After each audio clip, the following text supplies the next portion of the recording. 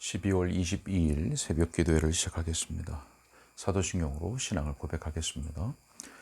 전능하사 천지를 만드신 하나님 아버지를 내가 믿사오며 그 외아들 우리 주 예수 그리스도를 믿사오니 이는 성령으로 잉태하사 동정녀 마리아에게 나시고 본디오 빌라도에게 고난을 받으사 십자가에 못 박혀 죽으시고 장사한 지 사흘 만에 죽은 자 가운데서 다시 살아나시며 하늘에 오르사 전능하신 하나님 우편에 앉아 계시다가 저리로서 산자와 죽은 자를 심판하러 오시리라. 성령을 믿사오며 거룩한 공예와 성도가 서로 교통하는 것과 죄를 사하여 주시는 것과 몸이 다시 사는 것과 영원히 사는 것을 믿사옵나이다. 아멘. 시편 찬송가 237장 시편 119편 33절로 40절의 말씀을 가사로 지은 시편 찬송입니다. 237장입니다. 주여 날 가르치소서 주의 말씀으로 나 이 생명 다하도록 늘 지키리이다. 주여 날 인도하소서 주의 첩경으로 그 말씀에 참 기쁨과 생명이 있나이다. 내 마음과 나의 눈을 돌이켜 주시사 그 탐욕과 허탄함을 버리게 하소서. 주여 날 소성케 하사 주를 경외하며 주의 선하신 말씀을 사먹게 하소서. 3절 가사로 한 번 더 불러보겠습니다. 내 마음과 나의 눈을 돌이켜 주시사 그 탐욕과 허탄함을 버리게 하소서. 아멘. 하나님 말씀 출애굽기 32장 25절부터 29절까지의 말씀입니다. 창세기 32장 25절부터 29절의 말씀입니다. 제가 읽겠습니다. 모세가 본즉 백성이 방자하니 이는 아론이 그들을 방자하게 하여 원수에게 조롱거리가 되게 하였습니다. 이에 모세가 진 문에 서서 이르되 누구든지 여호와의 편에 있는 자는 내게로 나아오라 하매 레위 자손이 다 모여 그에게로 가는지라. 모세가 그들에게 이르되 이스라엘의 하나님 여호와께서 이렇게 말씀하시기를 너희는 각각 허리에 칼을 차고 진 이 문에서 저 문까지 왕래하며 각 사람이 그 형제를 각 사람이 자기의 친구를 각 사람이 자기의 이웃을 죽이라 하셨느니라. 레위 자손이 모세의 말대로 행하매 이 날에 백성 중에 3,000명 가량이 죽임을 당하니라. 모세가 이르되 각 사람이 자기 아들과 자기 형제를 쳤으니 오늘 여호와께 헌신하게 되었느니라. 그가 오늘 너희에게 복을 내리시리라. 아멘. 우리가 앞선 본문의 말씀을 통해서는 모세가 산에서 내려와서 그 이스라엘이 우상을 숭배하는 모습을 보게 된 것을 우리가 앞선 본문을 통해서 보았습니다. 자, 그리고 모세는 아론의 죄를 책망을 했습니다. 자, 여러분, 우상 숭배는 하나님께서 가장 미워하시는 것입니다. 그래서 하나님은 모세에 대하여서 말씀하시기를 내가 하는 대로 두라. 내가 하는 대로 두라 라고 말씀하시면서 이스라엘 백성들을 진멸하시겠다고, 그들에게 진노하여 그들을 진멸하시겠다고 말씀하셨죠. 자, 그러나 모세가 어떻게 했습니까? 모세가 하나님께 간구했습니다. 무엇을 붙들고 나가서 간구했습니까? 하나님의 그 구원의 은혜, 그리고 하나님의 영광, 그리고 하나님의 그 약속의 말씀을 붙들고 하나님께 나아가 간구했습니다. 자, 그랬더니 하나님께서 그 뜻을 돌이키시사 이스라엘 백성들은 완전히 진멸되는 것을 피할 수 있었습니다. 면할 수 있었습니다.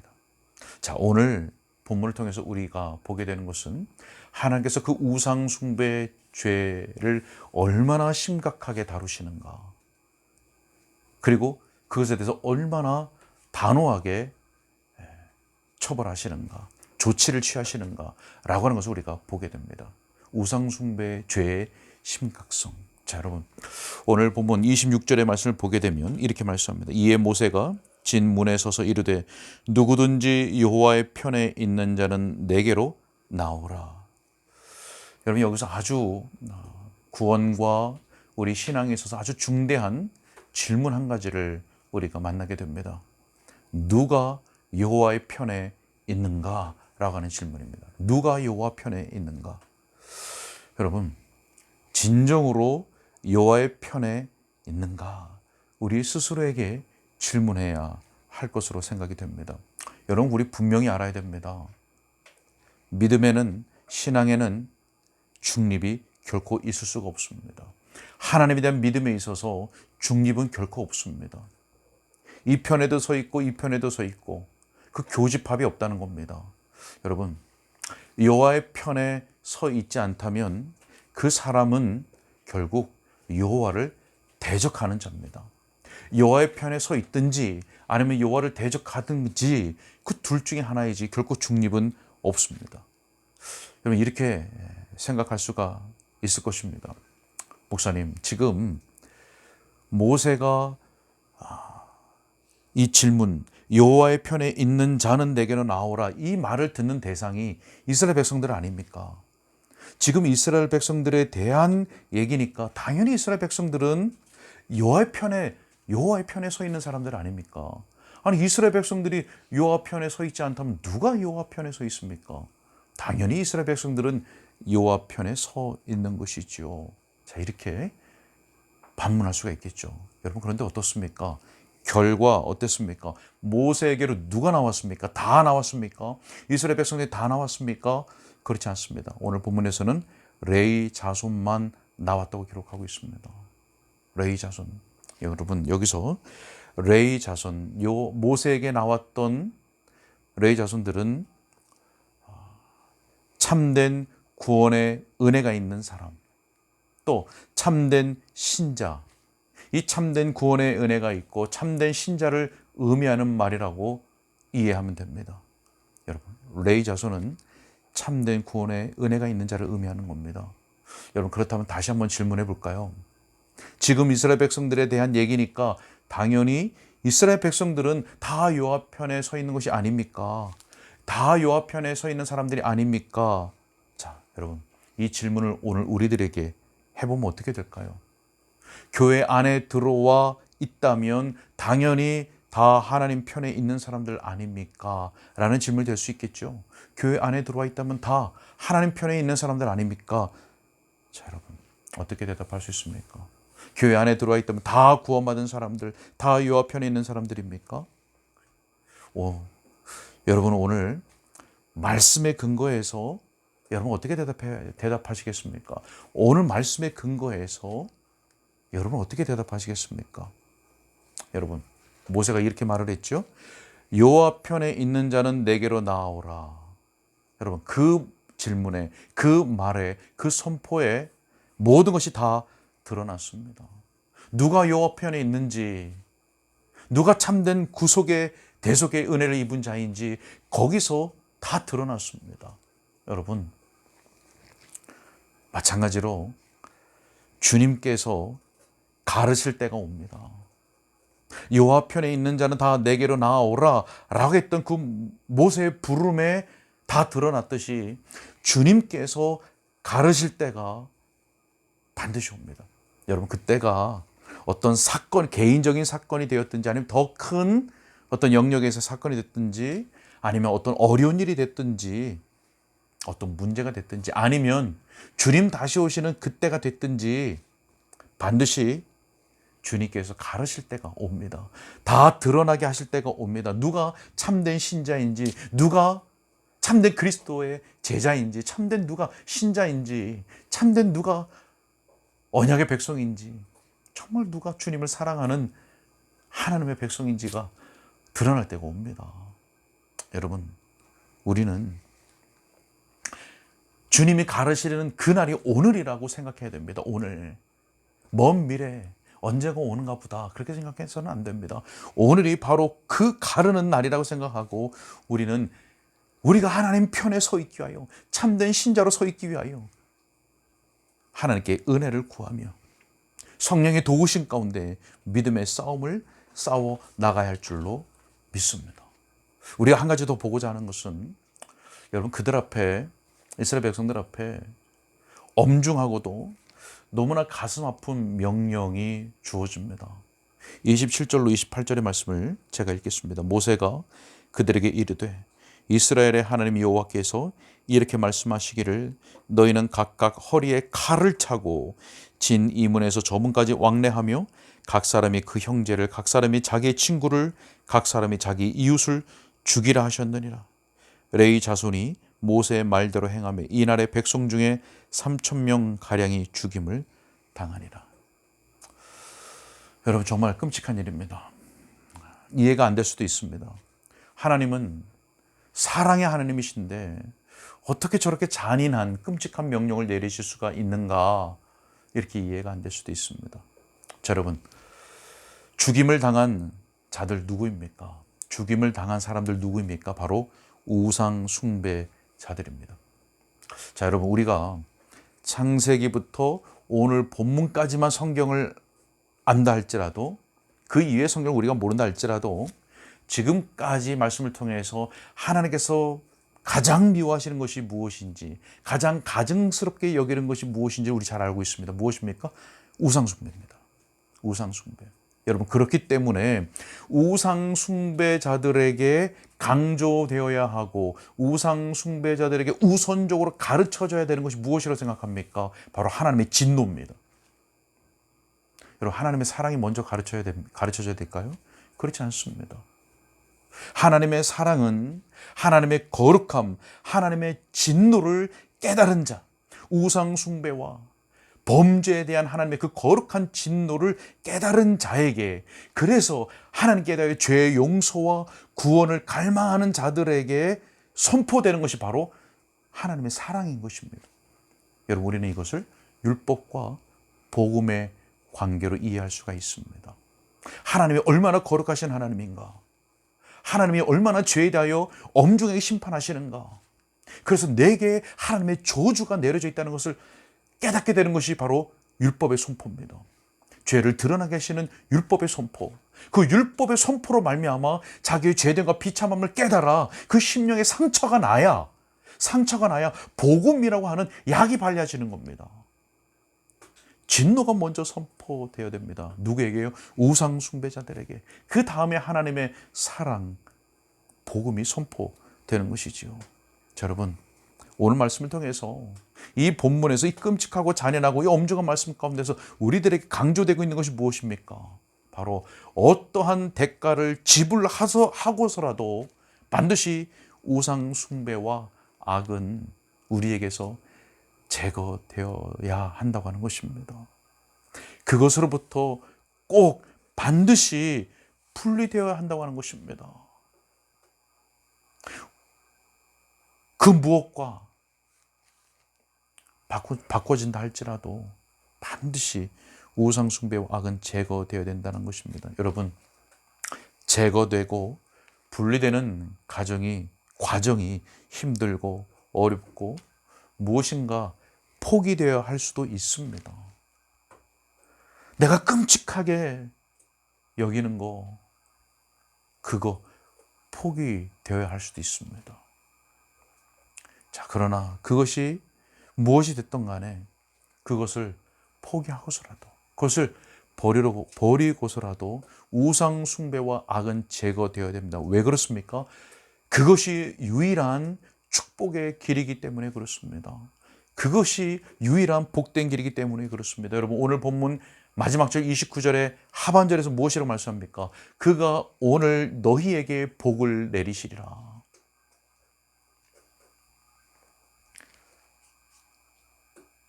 하나님께서 우리에게 구원의 은혜를 베푸시고 우리의 영혼을 붙드시는데, 하나님께서 가장 미워하시고 가장 혐오스럽고 가장 가증스럽게 여기시는 그 우상을 우리가 품고 있다면, 그것이 어떻게 하나님께서 우리에게 복을 주실 수 있겠습니까? 어떻게 우리를 하나님께서 사용하실 수가 있으시겠습니까? 아무리 능력이 뛰어나도 깨끗한 그릇을 주님께서 사용하신다는 거, 우리 반드시 기억해야 되겠습니다. 말씀 맺으러 갑니다. 우리 사랑하는 은가람 교육교회 성도 여러분, 오늘의 말씀도 역시 우리에게 교훈하시고 경고하시기 위해서 기록되었습니다. 고린도전서 10장 7절에 이렇게 말씀합니다. 그들 가운데 어떤 사람들과 같이 너희는 우상 숭배하는 자가 되지 말라. 여러분, 간곡하게 성경 우리들에게 교훈하시고 경고하십니다. 그들 가운데 어떤 사람들과 같이 너희는 우상 숭배하는 자가 되지 말라. 강력하게 우리에게 공고하십니다. 여러분 우상 숭배를 어떻게 대하고 있습니까? 여러분은 우상을 어떻게 대하고 있으십니까? 여러분, 우상이 무엇인지는 여러 번 말씀을 드렸기 때문에 잘 기억하고 계시리라 생각이 됩니다.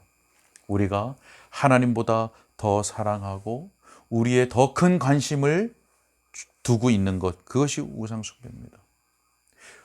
우리가 하나님보다 더 의지하고 또 우리에게 하나님보다 더 큰 의미를 주고 있는 것이 있다면 그것이 우상입니다.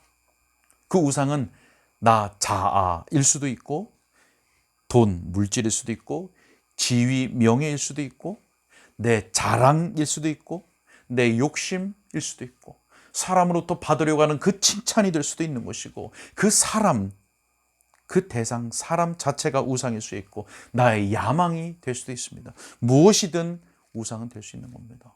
여러분, 그 우상을 어떻게 대하고 있으십니까? 오늘 본문이 가르치시는 바는 바로 우상 숭배의 기미가 보이는 그 모든 것들에 대하여 결코 타협하지 말고, 결코 그것들을 허용하지 말고, 우상 숭배의 기미가 보이는 그 어떤 것이라도 결코 허용하지 말고 타협하지 말고 단호하게 대하라라고 하는 것입니다. 여러분, 레위 자손이 우상 숭배자들을 그들로부터 제거할 때 칼을 사용했다고 했죠? 칼. 우리 신자들은 칼을 가지고 있습니다. 무엇입니까? 바로 성령의 검, 곧 하나님의 말씀이라고 했습니다.